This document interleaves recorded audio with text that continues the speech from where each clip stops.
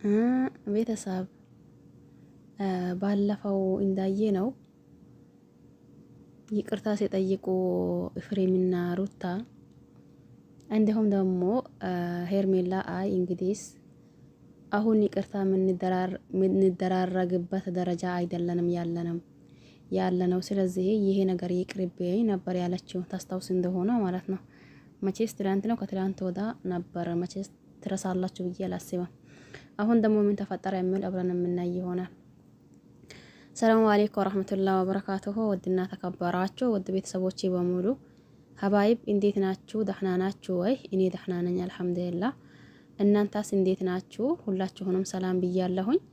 በያላችሁበት ሰላማችሁ ብዝትና እንዲሁም ደግሞ ትሪፍሪፍ ይበልልኝ እያልኩኝ መጥቻለሁኝ። ሲመጣ ይቺ ጠጋ ጠጋ እቃ ለማንሳት ነው ይላል የሀገሬ ሰው ሳህ ወለላ።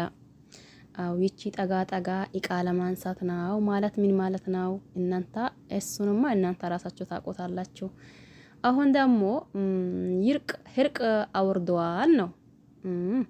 ደስ ይላል። እናንተ ሰው ተጣልቶ ካልቆያ ተጣልቶ ደግሞ ከዛም በኋላ ይቅርታ መጠያየቁ በራሱ እጅጉን ደስ የሚያስደርግ ነገር ነው። ይሄም ማለት ደግሞ ይቅርታ ማድረግም ሲቀጥል ደግሞ ይቅርታ መጠየቅም ሞኝነት እንደሊሆና ብናቀውም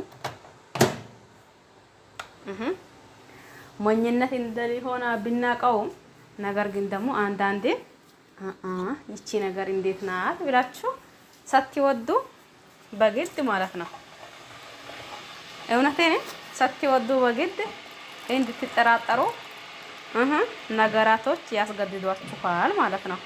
እና ለማንኛውም እስቲ እናንተ የምትሉት እናንተ በሉ። እኔ ትንሽ ነገሩ ግራ ግብት አድርጎኛል ማለት ነው። እናንተም እንደኔ ነው ወይስ ደግሞ እኔ እንጃ።